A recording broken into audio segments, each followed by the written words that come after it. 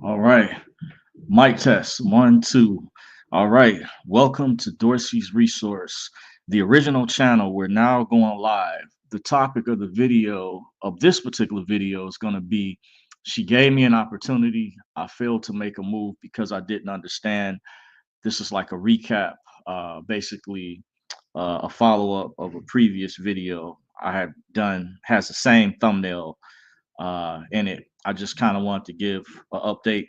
This particular video is not like going to be like a traditional video that's not normally in the norm. Just to give you guys a short background. Once again, this is a follow-up recap video of me telling a story about a woman I fell in love with earlier in the year. During this particular time period, I caught strong feelings for her like never before. And I go into some of the details about what this whole experience taught me.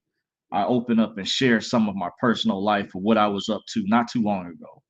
Um, I'm deeply invested in this other discipline. Some of you all are aware of it, which takes a lot of time, studying, hard work. I will admit I've been out the game for a while, and it's been very difficult for me to try to balance work life, this other discipline, while still trying to find true love all at the same time. I've mentioned to you all previously, I encourage you all to take time to decompress, take a break from intense studying we've done throughout the years, whether status correction or you were involved in the dinar investments. If you remember me from back then, which some of you all have spoken to, do know I had a larger following before this channel got censored. As in the description is the new channel, by the way, at Dorsey's Resource 873. I haven't put out a lot of content lately over there. So, like I said, I'll update you all, when anything changes down the road. But once again, the topic of this video is going to be she gave me an opportunity. I failed to make a move because I didn't understand. So, this is kind of my way of sharing with you guys. Every now and then I would give you all an update, let you all know what I've been up to. I've kind of taken a break from the sovereignty, status correction type of info, and just didn't mind sharing this story with you guys. Now, on the brighter side, there's good news. Is my court case, which I mentioned previously, got dismissed. I told the story in a previous video, so I won't really elaborate. I was really excited about that. I wasn't sure originally how that was going to turn out because that was the first time ever I had to do a Zoom hearing. I always thought originally I was going to have to go in person, but I guess a lot of stuff changed since the pandemic took place when I had got pulled over by the police back in February. So I mentioned that already. So that's the good news. I'm still, I thank the judge for that. The good news also was my trust got completed. I already had another trust. I talked to the settler, one of my trusts, not too long ago, who calls me every now and then. By the way, stays in touch. Guy I used to work with. Won't say his name to keep him private. He told me it would be easy just updating the address. But I had three other type of trusts that I want to thank the individual that helped me behind the scenes. Of course, I will never mention certain names of individuals, but lately we were working on getting the raised seal. I already got one of the embossers for my foreign trust, so that's the good news. On the brighter side, we're making progress. So there is several people I'm working with behind the scenes who are highly skilled in this discipline. I commend both of them for their hard work and perseverance and effort through this journey. Um, so as we get into the story, which is in the title of the video, which I title, I'm gonna kind of speak in cryptic code, by the way. But this is sort of a follow up. This I had an epiphany the other day. I was really surprised and shocked that the epiphany I had happened exactly 3 months later to the exact date on the day of, because I initially approached her April 17th, which I put 417. So I'm going to kind of cover some things I kind of went over already because I didn't understand originally that these were subtle clues in her body language after when I originally approached her. and she told me she wasn't single, and that's what kind of threw me off as well. That's what mainly kind of threw me off. But what I saw notice after that, I'll kind of go into details, which is something new that I learned even at the age that I'm at. I was sort of oblivious to, and I really had to home in on it. As I was speaking with a friend of mine recently, it's kind of like I was aware throughout the years, but then again, I wasn't aware this particular experience was unique. So since I originally didn't follow through, she may have thought, oh, he's just flirting, or either he's too scared. Two things women don't like is when you're if you're messing with their emotions or leaving them astray. And that wasn't my intent. Even though I did do a letter, I did write a letter, even though most dating coaches and they recommend, no contact. I know about that. I learned a lot of things. By the way, turn the phone down. This can be a distraction. I heard it in the background. Um, okay, make sure it's not being distracting right now. Okay. All right. So in telling the story, since I didn't know there was any way, that she saw my message because she didn't reply, and I learned something new in the dating world. These new videos I've been watching. There's been a lot of information on YouTube. I asked a couple people about there's been like a renaissance of a lot of people doing really good, excellent content with dating relationships. By the way, I got to commend. There's a couple that I follow. One particular young lady I followed for quite a number of years now. I was trying to trace back how long, but I do know it's been well over 5 years ago because I found an old video I had of her in a particular folder that she had done. I won't plug her right now because I'm kind of, just speaking about cryptically, but I've learned a lot with this whole situation, and I actually consider it a blessing in disguise. I may even go over that or mention that later why this actually happened because I've been out of the game for a while as I was explaining this to a friend and trying to figure out how do I fix the situation when she pulled back, by the way. So once again, I didn't do this on purpose. Two things my friend of mine clued me in on. I didn't really.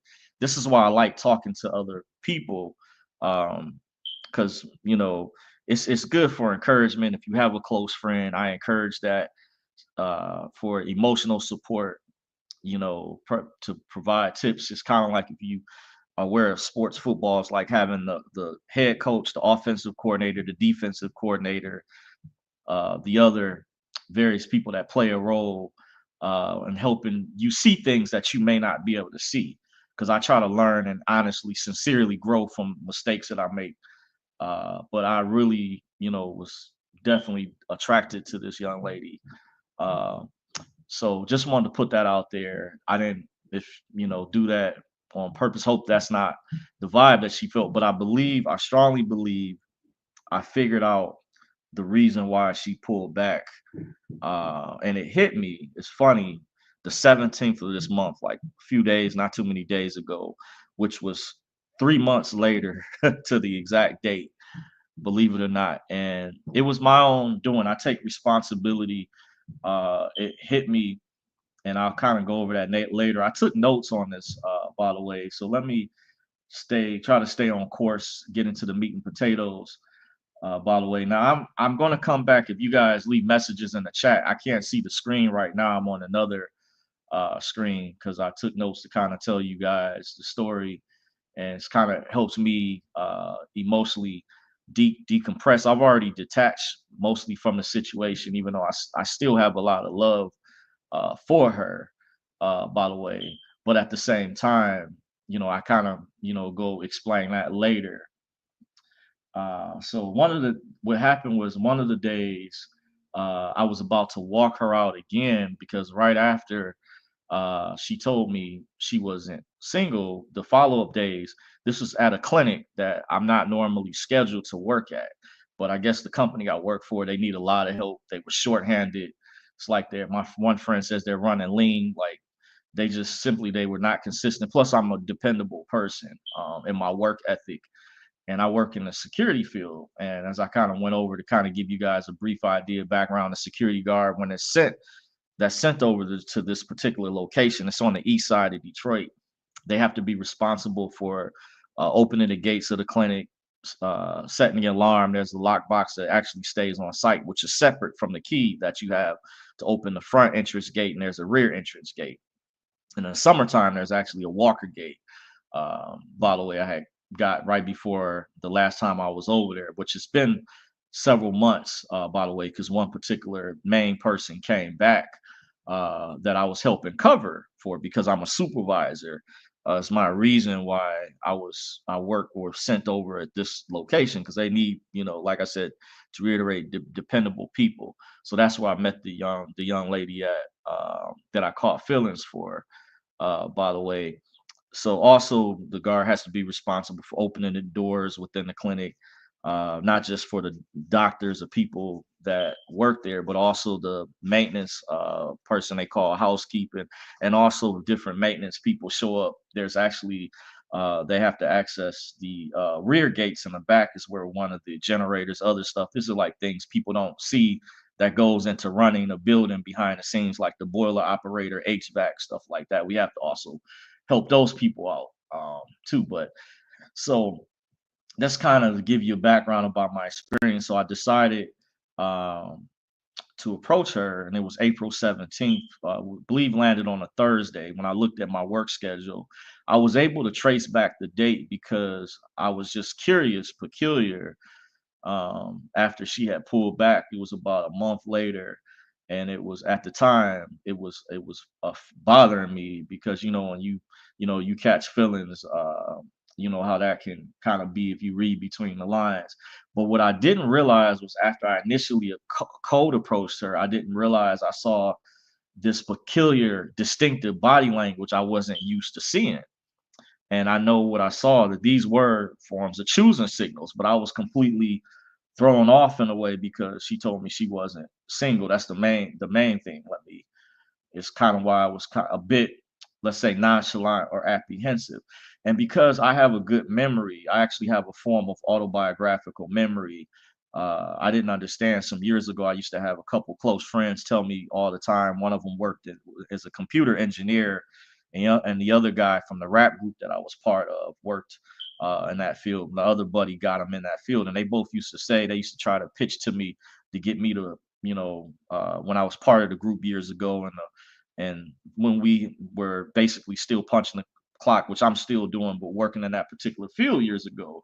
My buddy of mine is really good, and they used to say, "Hey, you have a really you're really good, I guess, the way they put it with your memory." That people would say, but some people specifically would say your sense of recall. So I actually did research on myself and found out I have a form of an autobiographical memory. Not as good as there's some people out there that are like they have it absolutely phenomenal. And with that is it's different than a photographic memory, in case you're wondering, because I had a relative ask me and I had to explain when I did research on myself and looked up what the differences were. A person that has an autobiographical memory, for example, there's people they have a powerful sense of recall. They can remember going back to, let's say, for example, if you ask them what were they doing when they were 13 years old on a random day, let's say it was April 17th, what they were doing, they could tell you what day of the week it was in that particular year, what they were doing, and they can go into details. I have kind of like a form of memory. It's called an autobiographical memory. Believe a relative or someone may have mentioned it to me years ago, and I didn't know what they were talking about when they said I have a powerful sense of recall. So that's why it kind of played back in my head when she gave me these choosing signals, which I said I was nonchalant because when I initially approached her, she told me that, but she didn't really go into the details specifically whether she had, was a boyfriend or, nowadays too. I just have to say, some people do play for the same team, and that's why I kind of mentioned I got, mixed signals kind of from that. And it is for what it is. I mean no harm, no foul, just putting it out there. It's kind of why I was a bit more apprehensive. But the reason I state this is there was she has a coworker, and they were I noticed the day that from when I got the energy from her that she pulled back just prior to that.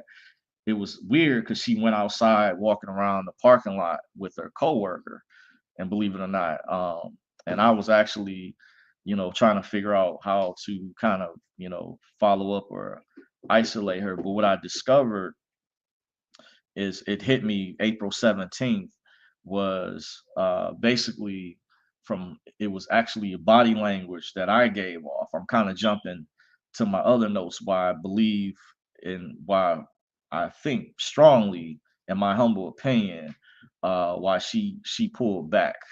By the way, it was something that I did. It wasn't her fault, and I just because as guys we feel like we need to fix things and things of that sort. And I want to say I'm not desperate or nothing like that. And I'll kind of go into the reasons maybe later and telling this story as much as possible in the best way I can.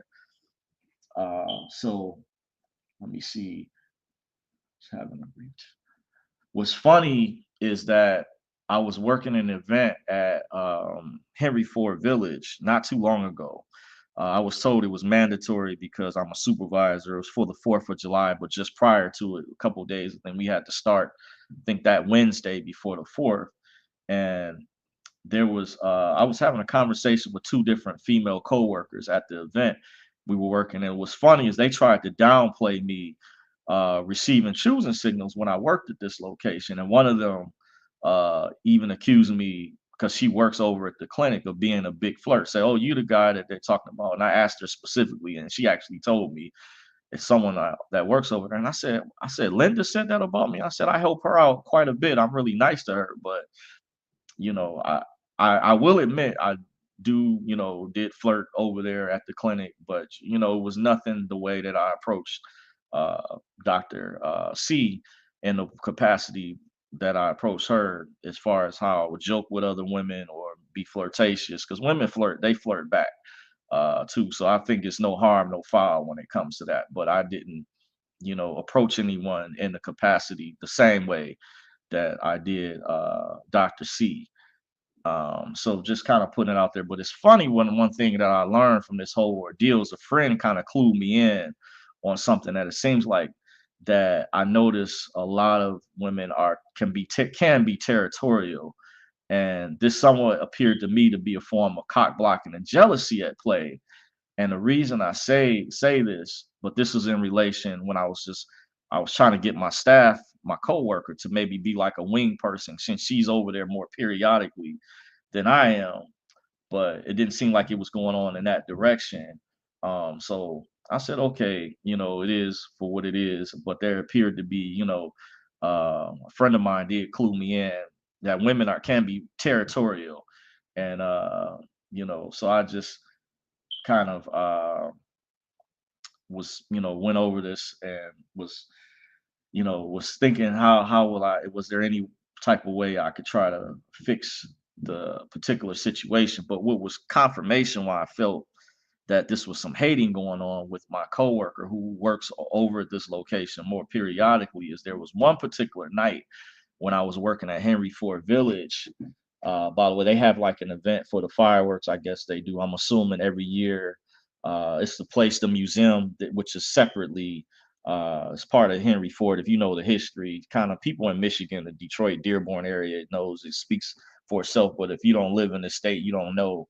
But some people come from across the country to visit there. By the way, it's really nice. By the way, but one thing that happened in particular, and I'm saying for my own female coworkers, I was telling them, talking to about the story. I didn't tell them everything specifically, but one of the things that appeared to be some hating involved because I was actually one particular night we were getting ready to leave. It was on a Thursday, July the 3rd, right before the 4th, and I was speaking with one of the staff members. Came over. I asked her. I was honestly curious. It was a white woman, and I said, "Hey, you look like Natalia." That was the name of a lady who was working there earlier. Who, I admit I was checking out as a guy, but she was appeared to be with somebody else who worked there or was maybe close to or whatever. But they kind of looked alike, so she stopped, and I stopped her, and she was a staff manager there. She told me her name. I still remember her name, and it's ironic that her name is actually connected to this whole 417 number, where I kind of spoke in numerology or spoke cryptically, and I normally don't do videos like this, but I don't think things happen by coincidence. When I told the story of a friend of mine whose former girlfriend that he fell in love with some years ago, but I asked him, he was really good with women, and I didn't understand back then why he couldn't never get with her. And he told me the story why, and he said she taught him at the time she put him up on Royal Oak. She taught him about liberalism, I guess, and put him up on these things.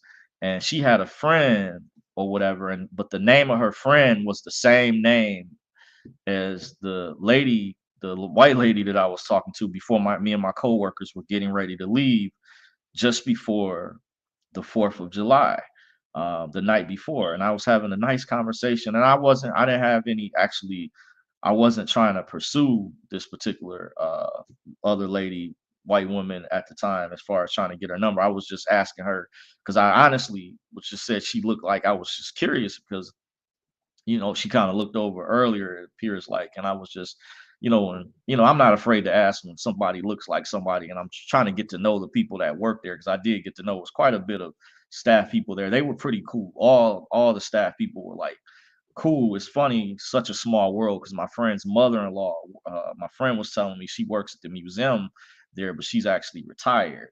And a couple people, maybe one person in particular I talked to said they knew her, but most of the other people I asked that worked there said they didn't know her. Just on a side note, because my friend's mother-in-law had been trying to pitch to me for years to work at that location. That's neither here nor there. That's a whole nother story.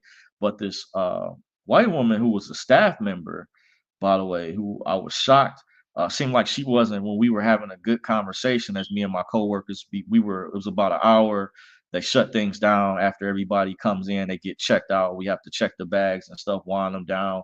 And after a certain time, everybody's in there and they shut the tables down and they getting ready. We only had about maybe an hour before we had to punch out. So everybody's just pretty much, we were even approved like after a certain time, we're good to go by one of the head security personnel. So me and the other staff manager were having a good, really nice conversation. She was really, really, really nice. And I think back and I say, man, she was actually wifey material.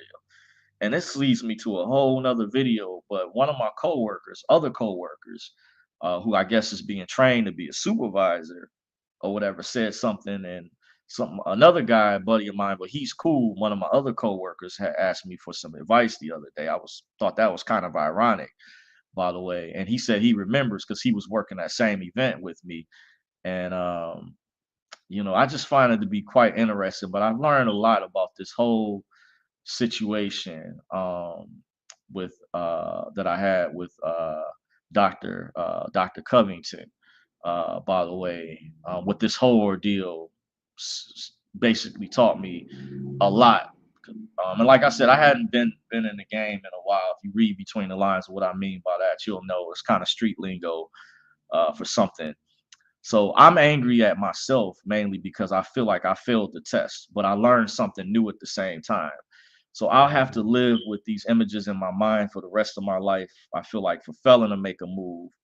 So I started punishing myself by redirecting that energy into motivation to be better. Because what this taught me is it also said, I got things I got to work on. I got to be better. But like I said, this was a blessing in disguise because it caused me, as of lately, to do a lot of soul searching, to make adjustments by analyzing negative behaviors I may be unaware of, so I can correct my pathway and become more focused. Because one thing I can say, this whole experience has definitely humbled me and it brought me closer to God, actually. I remember a good friend of mine's buddy who actually moved over to Israel used to say, and I didn't understand this years ago, he said, women were put here to make sure we guys are not faking God. He said, let me say it again. He said, women were put here to make sure we're not faking God. And I said, there may be some truth to that because I prayed. I said, what did I do before I felt like I couldn't figure out why she pulled back, or she just went cold and seemed like she went distant all of a sudden from the positive vibes that I was getting, a very distinctive, peculiar body language she was showing me after the fact, which totally stunned me at the time. It's kind of why I was a bit more nonchalant, which I stated already. I don't want to sound like I'm repeating myself, but I'll kind of go over some things. So this also made me a lot sharper in my interactions with women, I can say, even though I still have areas I need to improve on. Even if I can't read their agendas, I can sense the clues in their body language and conversation compared to a famous book by Eric Burns called The Games That People Play. Even though I never read the book, I actually have it, uh, the PDF file I downloaded a while ago. And I have like another audio book that was based off that from a dating coach I studied years ago, which I never got around to listening to it yet, but I get the concept. My mentor had a nephew who graduated from Wayne State University and became a school teacher. He told me about this book years ago when him and his nephew, he encouraged his nephew to read the book. And he said they both were stunned. It opened their eyes up tremendously. And I think I said, I get the concept, by the way, that this whole ordeal taught me. And I also do feel, I was going to add this to my notes. I do feel sometimes women pull away the signs a little too soon.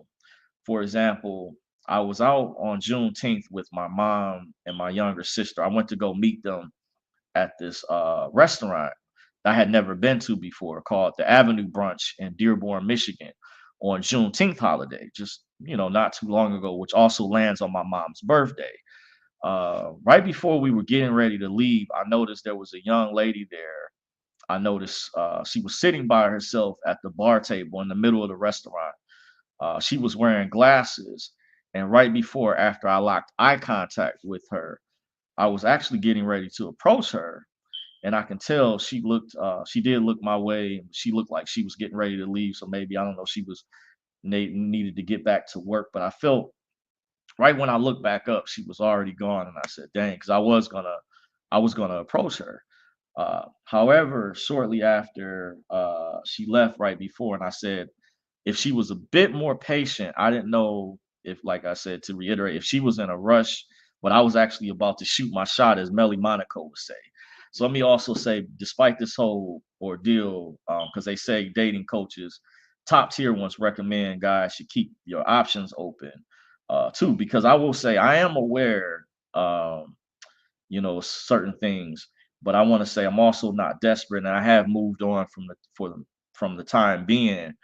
But there are exceptions to every rule. However, I can say I have remained stronger and more consistent than many men, with my powerful boundaries that I have. Just using this as an example, because I was listening to all these different, dating coaches. I just like listening to every now and then. I watch videos on various topics, but YouTube is just, it seems like it's been a whole renaissance. Even these two young ladies, there's two young dating coaches. They both are really good. I think there's truth, but there's ones that are advanced that I follow, and one in particular I've been following, and I can confirm her information to be on point. And they say the nice guys versus the bad boys, for example, why sometimes nice men can turn women off as they're too compromising or too pleasing. They're yes men. They don't have strong boundaries. They let anything go. But I want to say one thing where I've maintained my masculine frame. People may not be aware of this about me, but I have not been a registered voter since 2004. By the way, even when my mom tried to convince me to re-register, this means you can send the prettiest women my way, uh, or other girlfriends I've had, a woman I've spoke to, tried to get me, encourage me to register, and I have not wavered. That's one thing in my belief system and my boundaries. I have not wavered and I have not folded on. Another thing, during the pandemic, when they tried to pressure many people into getting vaccinated to show how mentally tough I am and the resilience that I have, that some alpha males haven't been able to maintain this level of masculine frame. Guess what? I'm not vaccinated. I'm the only one out of my immediate family between my mom, my brother, sister that I know of, I didn't get vaccinated at all. And remember, they was trying to put so much pressure trying to get the Supreme Court to which went partial in one of the decisions they made. So, I should get props for that. But because people kind of judge you or they don't really know you, know you, they don't know this about you. But that's one thing. That means, not even the prettiest woman was even able to convince me that. So I have boundaries and things that I don't fold. I stay true to. I stay true on. Another thing people don't criticize who are also not registered voters is for people for religious purposes. The Mormons, I believe. I know Jehovah Witnesses don't vote. This doesn't get talked about. The Quakers, and other groups you can actually look up, don't vote as well. But somehow sovereign citizens or people doing status correction always get lumped or put in a category. But nobody brings up these other groups that don't vote for religious reasons or whatever, etc. But I have my convictions, my reasons specifically, but I don't fold. That shows I've held a strong masculine frame and I didn't get vaccinated. I didn't get the jab, by the way. And remember, it was mostly Democrats, not trying to get political, because once again, I don't work for neither political party. I'm not paid by neither one, just giving my opinion.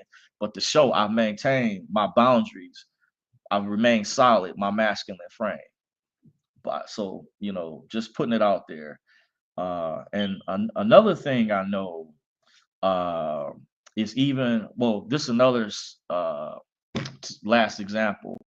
I had a former girlfriend of the past who tried to hook back up with me, and I had another separate woman I was in a relationship with, the pastor's daughter, one time, and she appeared to try to use my mother as a wingman when my mom was kind of pitching to me some years ago before she got remarried again.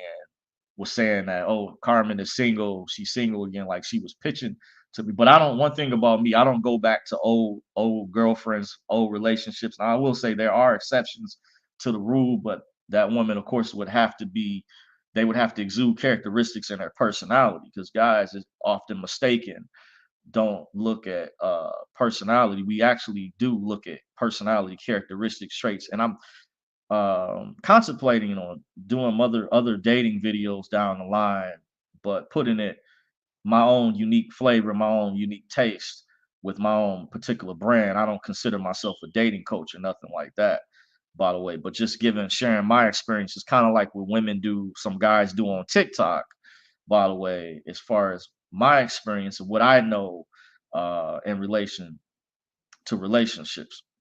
But I didn't go back. One thing to show I maintained my masculine frame. I did not go back to those particular exes, even though the opportunity for with one of them even presented itself for potential marriage. By the way, I'm still judging at the same time. We men have we have, how can I put it, boundaries, and we have values and things that we consider deal breakers, and boxes that have to be checked off, just like the ladies say that they do. I think that's only fair. Uh, also, since I am aware that a lot of young ladies nowadays, by the way, are not exclusive, and I also know why I don't try to get attached, even though I did, and I admit in this situation, I did catch feelings for, and I think there's nothing wrong with that, whether a man or woman. If there's somebody they're attracted to, there's somebody that they're attracted to. And I know this is going to be a tough pill for some men to swallow. However, if a woman is not engaged or married or an established commitment, and this can work vice versa for the fellas too, then she is not exclusive and free to choose who she wants to be with. Women control the supply of pussy, and men only control marriage. Who gets when he decides or he proposes? Since both sexes uh, enjoy sex a lot, that's why nowadays a lot of people with a lot of promiscuity and stuff going on. I looked up the stats. Only 31% of the overall black community are married. It said it's 50% of black men and women are eligible to be married are not. Then it has statistics that 12% out of that pool were divorced, out of the 31%. Then there was other small statistics that dealt with other minute things like if people died or stuff like that, or infidelity, or maybe reasons. Well, that relates to the 12% number, why people, the number that got divorced, but only 31% it showed was at the time, based on this study in the black community, were actually married. And I know for sure, why the reason I said this earlier, this is going to be a tough pill for a lot of men to swallow, because some fellas don't know. And I told a buddy of mine who was smarter than me in many areas, and he didn't know this originally. And I said, hey, females have a rotation too, and they have can have a lot of options. And another, just putting it out there. So I know you have to be careful too out here with catching feelings, because I've honestly I witnessed this firsthand, because I lived with several different men in the past. Years ago, I got the opportunity, rare opportunity that many men haven't. I got a chance to live with men who were actually, I would say, really good with women, exceptionally well. One in particular was my one of my best friend's cousins growing up, who was my landlord at the time. This was back in 2006, and I could see clearly.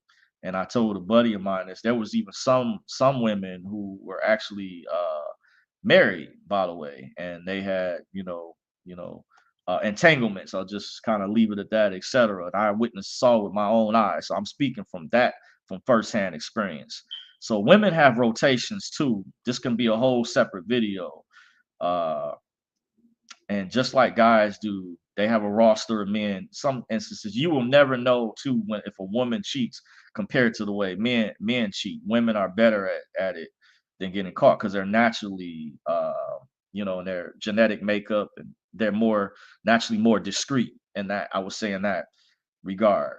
Not to say that they haven't been caught, but I was watching some sister was showing videos with Kendra G, where she was asking women on her single show when was the last time they had sex, and many of them were saying most recently, and many chose not to even answer the question, which was pretty obvious.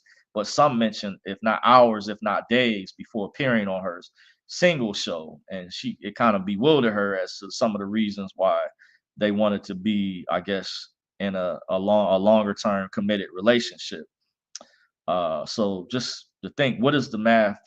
Just something to think about. What does that kind of tell you?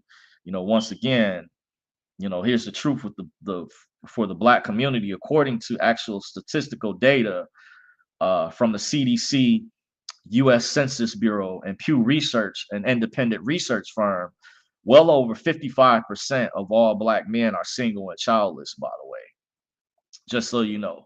And once again, only 31% of black people are, and maybe a little above that. I don't know what year these numbers were taken, but of course, these numbers can fluctuate, but it's well below 50%. And it's saying 12% divorce rate, with 50% of men or women eligible to be married are not married. Allegedly, I'm gonna say there are other studies showing only 20% of black men are actually getting pussy, sleeping with women, while the rest of the 80% are non-select and not getting any at all, according to some certain statistics. So remember, as a man, I did a video a long time ago when I used to have another channel. I actually got attention. The guy from the radio station, Chase, used to follow me or on Twitter, if his Twitter account is still up, because I think he died or may have passed away.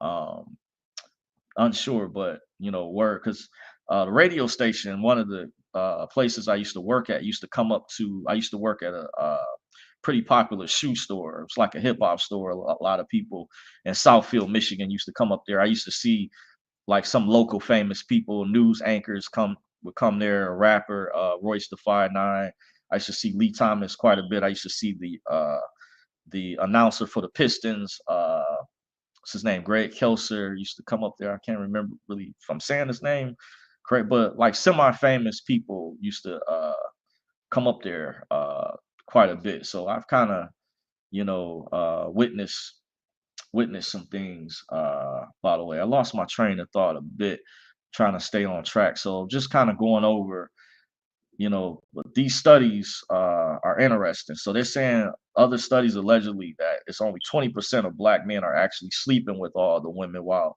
The rest of the 80% are men that are considered non-select or not getting any at all. So remember, a man has to know how to seduce a woman. They have to know how to have strong verbal communication skills. We don't live in the same type of day and age as our grandparents once did years ago. So the dynamics of things are a lot different, especially when you don't have as much opportunity for social interactions. Like remember during the pandemic, there was social distancing. People were apart under the fear of disease being spread, etc.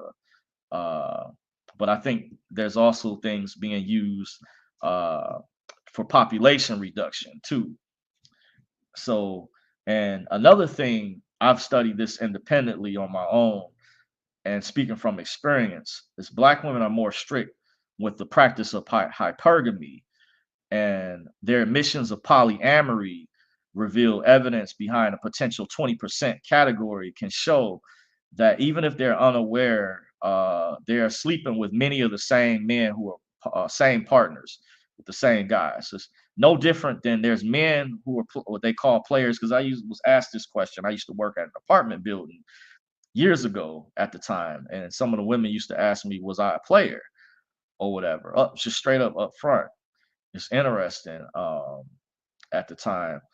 But once again, I'm going to go with Black women. I was taught by a buddy of mine are strict with the practice. You can look up what hypergamy is, and their admissions of polyamory kind of reveal evidence behind this 20% category. Because I had a buddy of mine told me, and I said I couldn't believe when he mentioned that these women that he was working with this activist group at the time, and I was tagging along with them pretty much, and he would have, because he was kind of like a head, so he would go to the meetings and interact and knew, the people in the inner circle, and said the women told him that they were polyamorous or whatever. And I had to look up what that was at one time, but I was familiar with Kenya Stevens, dating slash life coach.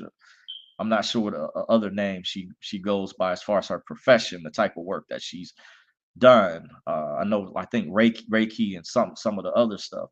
But I was surprised when a buddy of mine shared that with me. That kind of clued me in on something in particular. But the other notes, I'm gonna kind of go over part two, and then I'll get to the comment section. If anybody did join, okay, I see. I'm checking the comment section. Gerald Joke says, "Long time, brother. Glad you're okay. Appreciate you. Thank you for joining, by the way. Yes, indeed. I'm good." So just going over part two. Uh, on the third month to the exact day, once again, I had an epiphany that hit me all of a sudden and answered my question as to why uh, she pulled back.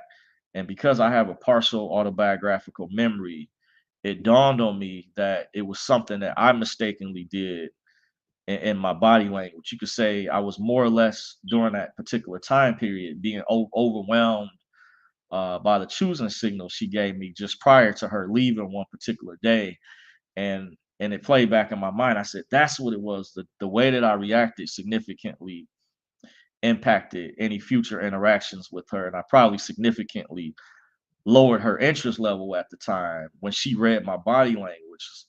One particular day, she was leaving out whatever. And I was still at work at the time. She was, getting up, but it was all positive prior to that. Like it was peculiar, but significantly major choosing signals just prior to that, and up until that point, until she reacted and saw in my body language, I kind of showed maybe it would be considered indifference, but the way I did it, I said there was something, an issue that was brought up some years ago. It was positive with a friend of mine. We were hanging out one time, and something he noticed uh, about my personality, and kind of I would say it's a quirk, but I didn't do that, on purpose. But she wanted me to follow back up with her, even though after I already initially cold approached her, but she gave me open choosing signals, so opportunity, and I failed to make a move. By the way, and I will admit that I own that.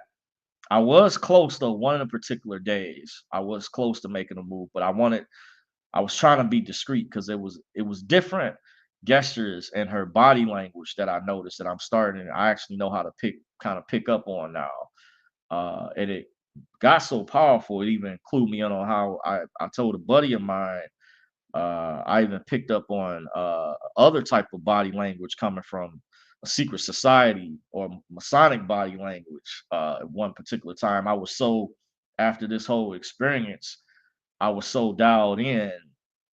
I was sent to go work at a school because the supervisor I'm sent to cover these different locations, and I just noticed something. But just kind of going back, that's why I titled the video what I titled it. That uh, in the video why I titled the subject. She gave me an opportunity. I failed to make a move because I didn't understand. I just didn't pick up on it at the time until it was too late. But like I said, one of the days I was close to walking her out. I just was trying to be more discreet. You know, me, I'm kind of, got that introverted side of my personality. So now that I think back, this is why I believe with the way she reacted to my body language significantly lowered her interest level. So what I immediately did, I was trying to figure out after that why she pulled back. I didn't understand. And now this is why I believe whatever she spoke to Dr. Taylor about is probably why Kristen seemed to now show interest all of a sudden. So I don't know what Kristen's when I think back, I don't know what her motives were. I noticed whenever Kristen started to leave out. And I looked her up because she told me, ironically, when Kristen first started over there, she actually told me her name. Um, but when I had asked her when Dr. Covington wasn't working there one day, I was actually on the phone with a friend of mine, and I know because it seems like she's become close to Dr. Covington, aka Chelsea, since they both work together. I figured, maybe she, I would try to figure out. And with the way she replied to me at the time, she said, "I'm a doctor too." So that let me know that her and Chelsea had spoke to each other about me. I don't know, like I said, I don't know what was said. I said that in a previous video, but this is why I now believe. After that, I noticed this particular day, the day that I noticed, or the day before, I noticed that Dr. Covington, that she pulled back, was her and Kristen. Dr. Taylor, they had walked around during lunchtime, lunch break. They took a break and walked around the parking lot like it was a high school athletic track that athletes do track and field on. They were walking around several laps, but it's good, to get fresh air, you know, being indoor is healthy. But so it I was kind of thrown off when I mentioned I had mixed signals from that because, like I said, nowadays you don't know if people play for the same team. I mean, no disrespect, no harm, no foul. I'm just saying, but because they seem like they become kind of close. But I remember I actually was working about a year or whatever when Kristen first started. Like I said, she told me her first name, but then she said, "I'm a doctor too." I said, "Okay." I didn't because I originally didn't know that dentists could be doctors. By the way, so a friend of mine had asked me. He said, "What's up with you hollering at all these doctors or whatever?" And I said, "It's not. I didn't know originally that when uh, Dr. Covington gave me her business card when I first initially met her originally. I did not know she was a doctor, by the way. I kind of clued in, kind of gave you guys a hint on something if you guys paid attention, had your eyeglasses on. So, once again, with this whole situation, it's kind of therapeutic to talk to you guys about it. But this is what I was up to not too long ago because you guys know every now and then I'll do a video. I'll let you all know what I've been up to lately or what I've been doing.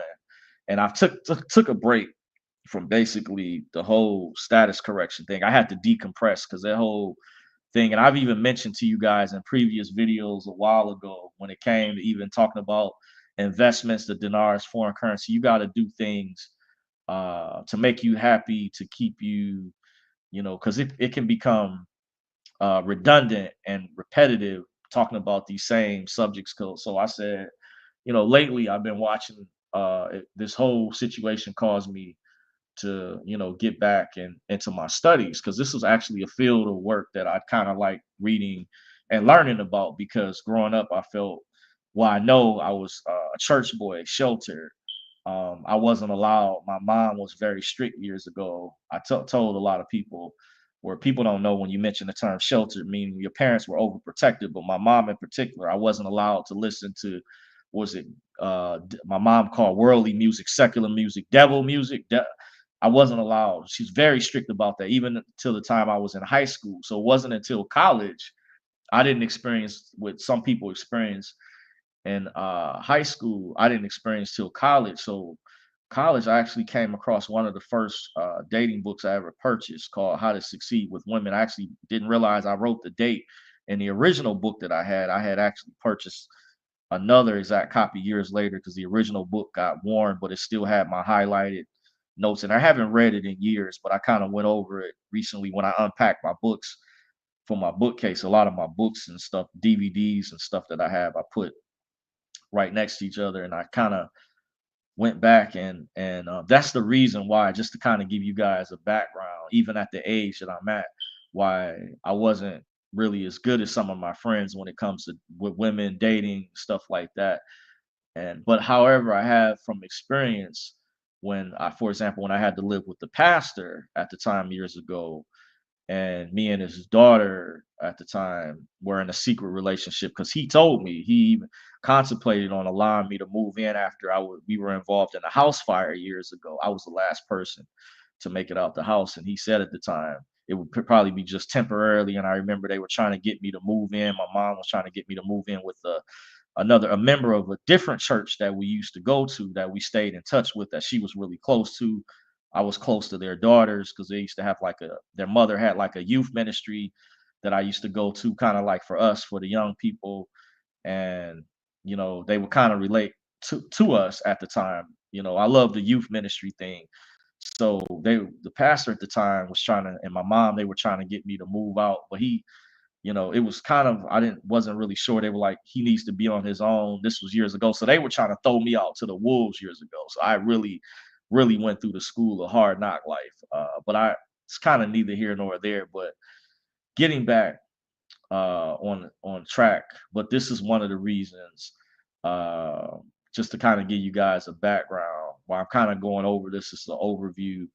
Uh, One of the reasons I'm doing this video is to correct what I mistakenly interpreted in the previous video I did specifically regarding this interaction, this situation. Um, so I definitely believe that Dr. C, in the very beginning of our interactions, was giving me an opportunity to follow up and approach her again. And since she gave me the obvious major choosing signals, and I didn't pick up on until it was too late, based on the peculiar body language she displayed and different types, because I have partial autobiographical memory. It plays back in my head. And I will admit I was a bit apprehensive. But like I said, I gave my reasons why I was trying to be discreet, and I was really close one of the particular days. But it is for what it is. So that's one of the reasons I decided to do, like, this is kind of like a recap video. That's why I had the same thumbnail in this video as my previous one. Also, keep in mind, I'm aware of that women in her type of profession, I discussed this with a friend of mine, and I would say in a top tier range of her profession, I was unaware of when I originally met her because I didn't know she was a doctor. And that's when she corrected me when I think I may have called her by her first name. I said Chelsea, and she corrected me. She said Dr. Covington, and I said, "Oh, doctor, that's right," because we're in a professional environment. So in a professional work environment, I try to be professional and show people that respect, by the way, just kind of going over the overview. So I'm aware females like her also have a lot of options, especially just saying in general, hypothetically, if a woman is very attractive. So just so you know, so you all know, I don't consider this Banksing at all, or ghost forms of ghosting, because she told me up front she wasn't single when I first approached her on April 17th, which I believe landed on a Thursday.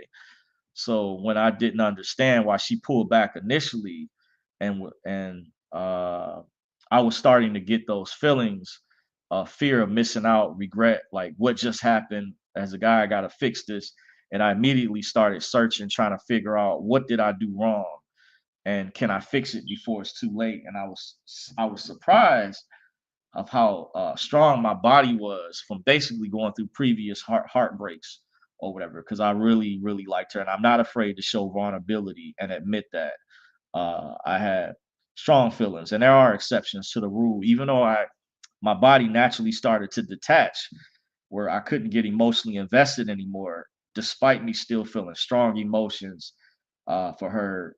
You know, it faded, but at the same time, I don't feel the same way that I did before. But it was truly a wonderful feeling to be in love, to feel in love, being in love with someone. But at the same time, I was prepared to understand that all relationships will eventually come to an end. It's just a matter of time, by the way, because some dating coaches will say in the books, we all gotta have to die one day. So even marriages, people have been married 60, have break records. All relationships will eventually end. It's just a matter of time. But relationships don't let falling in love, let it scare you. Some people may have had to each his own, but for me personally, I don't have a problem showing vulnerability. You can still be solid, strong at the same time. So I will admit, I still do have strong positive feelings for her, and I sincerely, sincerely, truly admire her. Uh, However, my subconscious kept telling me at the time, naturally, a while ago, it started telling me it's time to move on, and I don't want to feel obsessed because we never really got to know each other well enough in a significant time frame, by the way. So it did surprise me. My subconscious started to tell me to move on as I grew more apart from her, from me not being in her presence or having an opportunity, since I was no longer being scheduled to work at the clinic during the day more consistently. And right after the whole interaction took place, it was harder for me to gauge her interest level, or for me to at least try to find out from Kristen more details if she was trying to help as a wing girl, or maybe had some intel, or maybe, I don't know what her intentions fully were itself, since she appeared when she started to leave, that she wanted me to approach her. It was kind of, threw me off a bit. So I did acknowledge, let me see here, that over time with her coworker, they obviously were Dr. Taylor. They appear to have become closer to one another since Kristen started there. But like I said, I wasn't sure earlier, um, based on, because they would leave out at the same time sometimes, too, or a lot of cases, and that also threw me off because, like I said before, when there's a woman I'm interested in, I try to catch her when she's by herself because I don't want to be discreet or try to make, you know, you know what I mean. I don't want to try to, you know, I try to want to be more as discreet as possible, but women, they're going to talk too, and people are going to see, because obviously it's a public location. So, and it is for what it is. But that's kind of my reasons. And doing this video, I thank you guys for following the channel. Those who continue to rock with me, those who took the time to patiently listen to me tell this story. This is like story time. So, in conclusion, I consider this all a blessing in disguise for me, because honestly, it taught me quite a few things, and I discovered brand new concepts and ideas in relationships, like being left in red. And that reminds me, because I did send her a Facebook message. I haven't received a reply from yet. So that's another reason why I knew, I had to basically, figured it would be too difficult to try to fix it if uh if her interest level wasn't there. And I found that out from reading AMS Alpha Male Strategies book. Now, I don't agree with him on everything, but I purchased his book some years ago. But I went on Amazon when I was considering buying his advanced book, and his preview on Amazon had quite a bit, and that's where I kind of felt it would be, based on my experience. It would be too difficult for me, maybe, because I don't know, because we never really broke the ice, kind of like that. But we interacted to the point there was, something there, obviously, but it never kind of went kicked it off the ground or went that much further. But like I said, I still have strong feelings, positive feelings for her, and I sincerely admire her, by the way, truly from the bottom of my heart. And I'm not afraid, like I said, to show vulnerability, but admit that. But I understand at the same time, you have to show a woman that you have the ability to be on your own, because some women see that as guys showing being too needy or clingy. She didn't she didn't accept my friend request when I sent her. So I said, hey, that's cool. So it is for what it is. But like I said, we didn't really get to know each other for a certain time frame, at least to kick it off or really, really break the ice like that. But like I said, I learned a lot, like being left in red. I didn't know some dating coaches use that. I wasn't familiar with that term. Now it's one particular uh, guy. It's like a self-help guy that I follow on YouTube, but really love a lot of his videos in particular. Was really dynamic when he caught my interest. He actually, I would say, helped me become stronger and actually heal up from the situation, and actually gave me answers to the dating books that I read for years that I didn't understand at the time, to help me maintain my masculine frame and what I needed to do for self improvement and dealing with no contact. But like I said, I don't like a lot of these rules. I feel like sometimes I feel like I just like to really be myself. And I know there's another aspect of the game where you just keep it real at the end of the day. But I learned about, you don't want to seek too much validation. But I learned it is specific skill sets that help raise her interest level. But like I said, since I'm not scheduled over there consistently, and I don't know how much longer I'll be with this company in the near future, and you know how things can change. And let's also say the company, they watch videos, or they found out some years ago. I'm not saying I don't know if the office manager was aware, but I was kind of clued in on something by my operations manager about something about my office manager. By the way, very briefly, it was positive, I would say, but it clued me in on something. So, um, kind of be there could be between women, there could be, between my office manager, who is kind of like, I guess, handles scheduling, and like when I tell you guys I'm sent to work at these schools to help cover for people, and they're kind of using me as a flex officer, and I felt, I should be getting more money for this, because I had a previous supervisor who asked the question. She was actually above me. She worked during the day, because during the day it's supposed to be the role supervisor, and I'm like the night person, but I was helping out during the day to make extra money by trying to get overtime and hours and stuff like that, at the time when Lashana used to work with me, Lashana Clayton,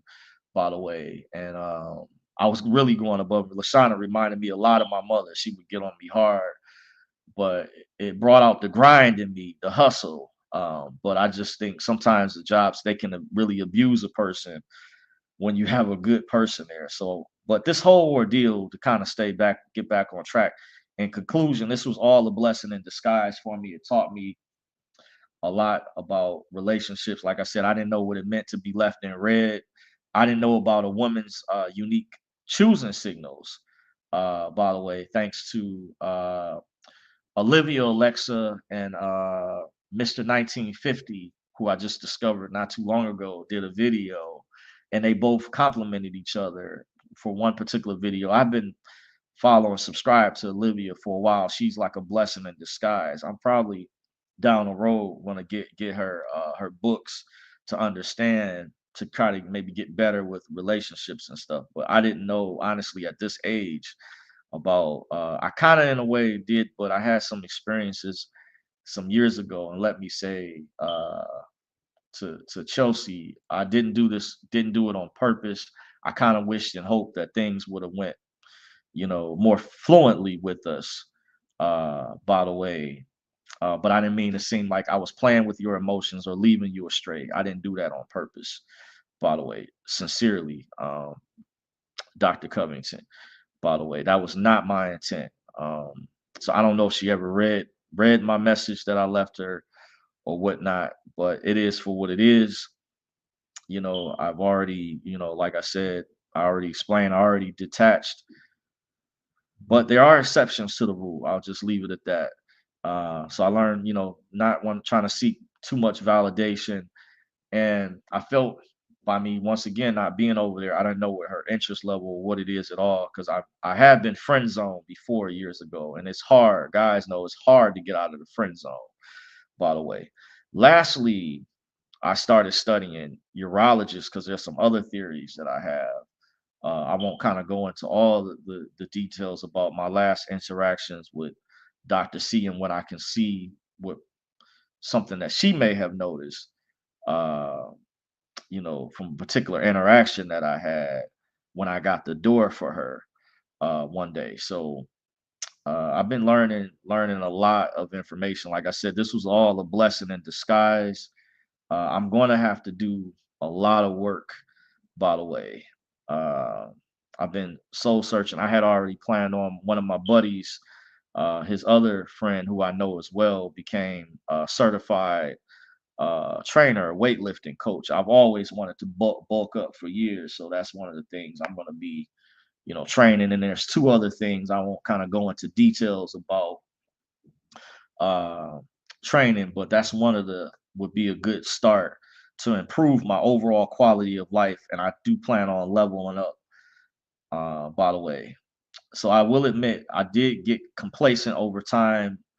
I got weak, but I want to thank my close friends in my immediate circle who were also there for me as an ear to listen to, provide tips, and my one buddy that he put me up on HRV, heart rate variability, keeping my stress levels low with the fitness watch and my overall fitness self improvement.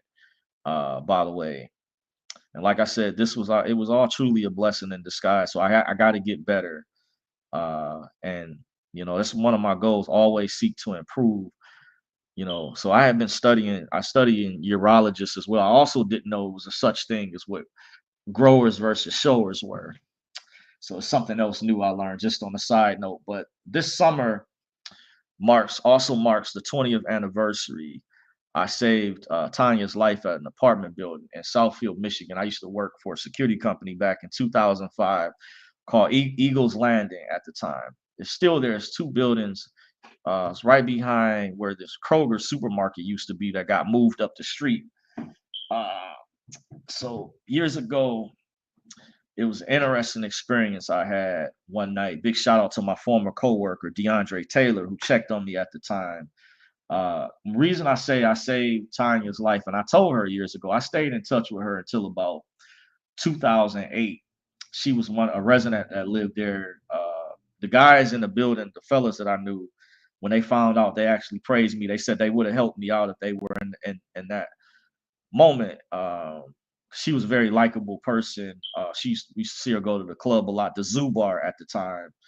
She would leave out with her girlfriends. I used to work there as a guard, but one particular night, I was stationed there like 2, 3 a.m. in the morning, and I saw a woman being held by her ankles, completely inverted, upside down, with her head being slammed on a curb. This image plays back in my mind kind of till this day. It was traumatic at that time, that particular night. I even spoke to the bus driver about it. I was catching a bus at the time. Back then, I worked under my supervisor, known as Coach Daryl Henry. Too big shout out to, I don't know what he's been up to lately. Good team, great team of guys that I work with. I got a chance to meet and work with at the time.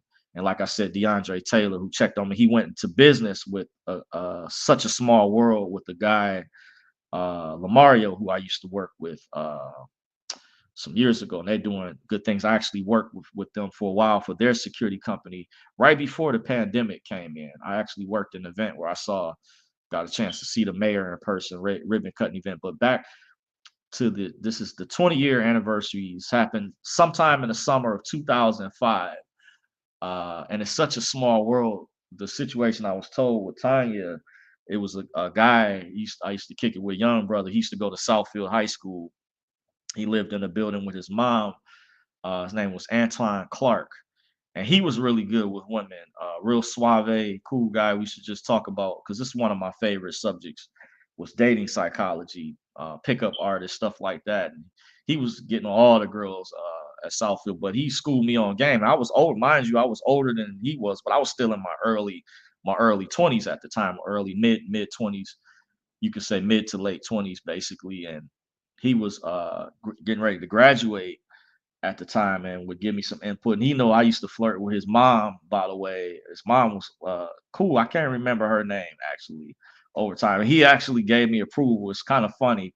Two young guys that I knew told me years I could talk to, like they gave me approval, said, no, you cool, talk to my mom. By the way, but that's neither here nor there. But he was a cool guy. And he told me, we talked about the situation at Tanya.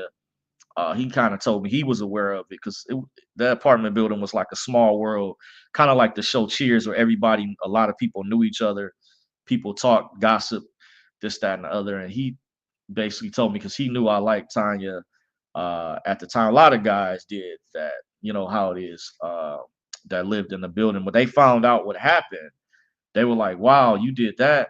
And the reason I say Tanya kind of tried to downplay it, but after the incident, when I was on shift one night and I literally saw her, she was being held upside down by her ankles. And the guy she was messing with found out he was married. He used to work for Chrysler. It was such a small world. He knew my former landlord because I actually ran into the same guy 1 year later. So I'm glad that things didn't go away because I had made my way to breaking the situation up.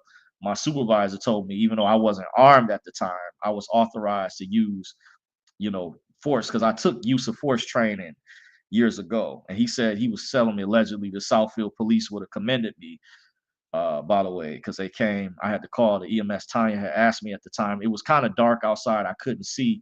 And she said, you think I should call the EMS?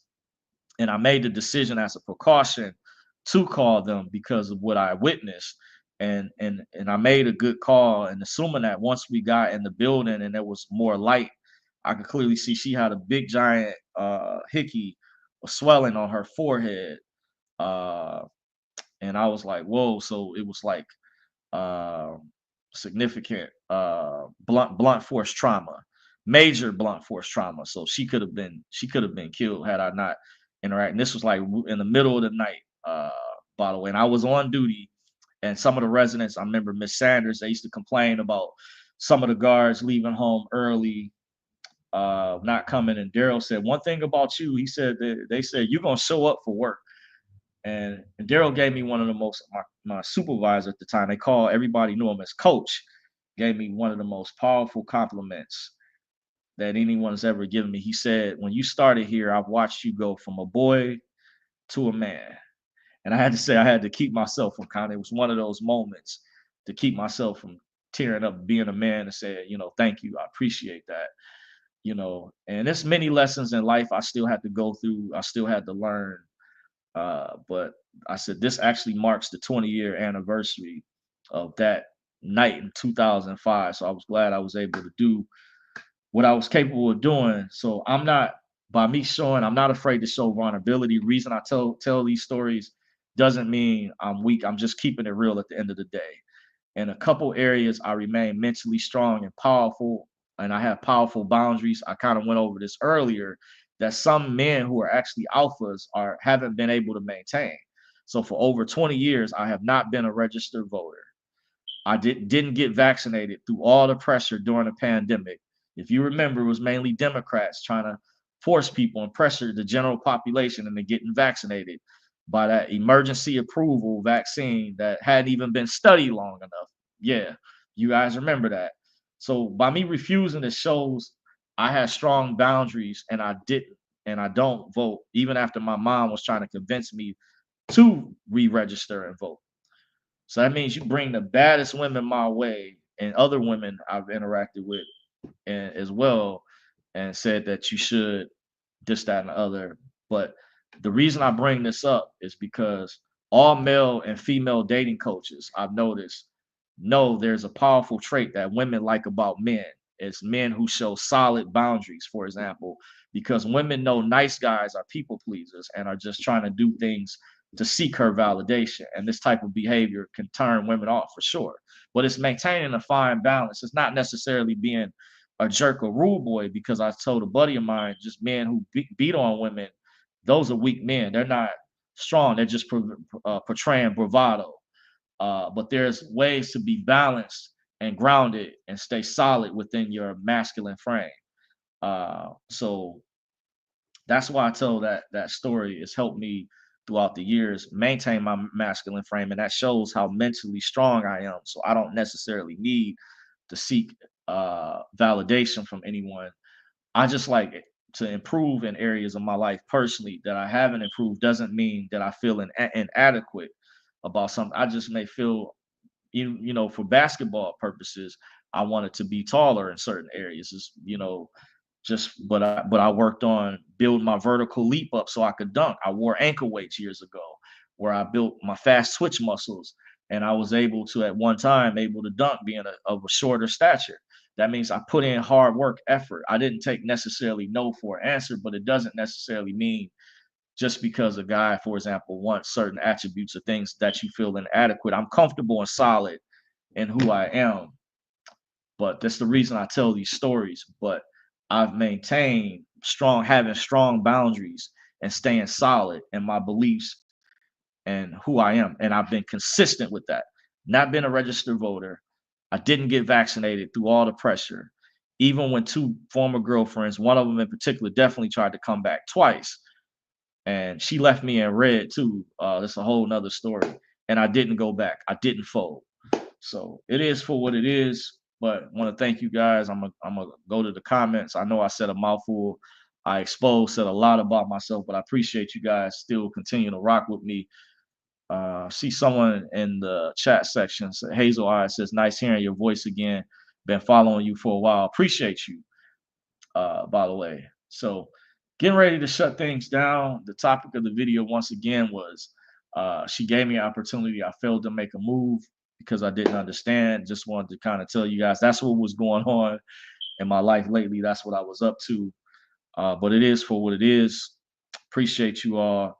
And until next time, the marathon will continue. Legends never die, they live in our hearts. Peace.